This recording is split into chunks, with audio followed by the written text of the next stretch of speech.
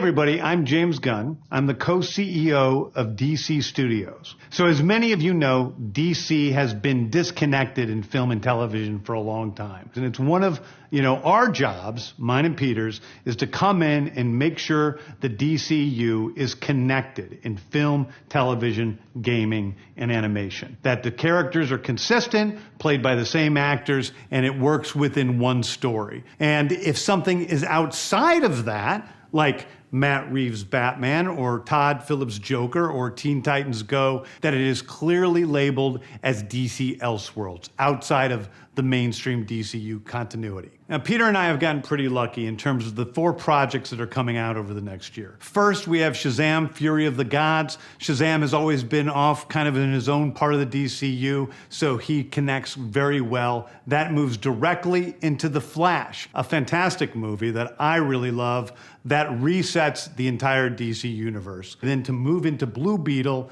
a fantastic film about a kid who's a marvelous part of the DCU, and then into Aquaman 2, which leads directly into our next few projects, which I'm going to tell you about now. So, Peter and I, along with a group of very talented writers, have started to map out an 8 to 10 year plan of what DC Studios will be in film, television, and gaming. This first chapter is called Gods and Monsters. Now, what I'm about to tell you, is a part of the first chapter. It's not the entire first chapter.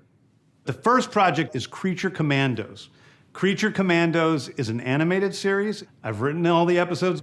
Something we're going to do that's a little bit different at DC is we're going to have characters move into animation, out of animation, usually having the same actor play their voice as who plays them in live action. The next project up is Waller. This is a story of Amanda Waller, played by Viola Davis. Viola Davis is going to team up with members of Team Peacemaker, and this is a story that's been created by Crystal Henry, who did Watchmen, and Jeremy Carver, who created the Doom Patrol. It is a fantastic story that's out of this world, and I can't wait for people to see it. Okay, next up is the big one, the true beginning of the DCU. This is called Superman Legacy. This is being written by me. I'm in the middle of it. I'm having a great time doing it.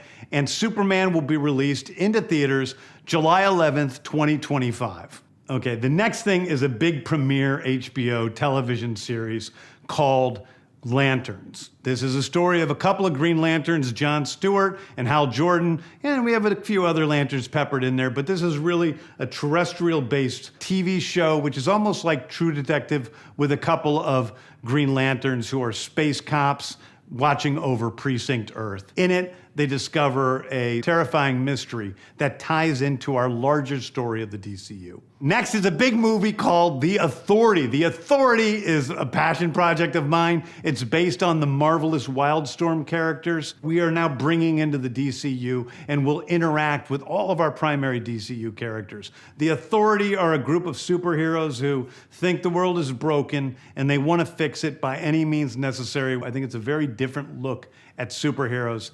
We're doing a television series called Paradise Lost. Paradise Lost is the story of Paradise Island, usually known as Themyscira, which is the birthplace of Wonder Woman. It's almost like Game of Thrones with Westeros, but with all of the inhabitants of Paradise Island. The introduction of the DCU's Batman is The Brave and the Bold. The Brave and the Bold is the story of Batman and his actual son, Damian Wayne. This is based on Grant Morrison's great comic book run. Damian Wayne is my favorite Robin. He's a little assassin who Batman tries to get in line, and so this is the story of the two of them and the beginning of sort of the Bat family in the DCU.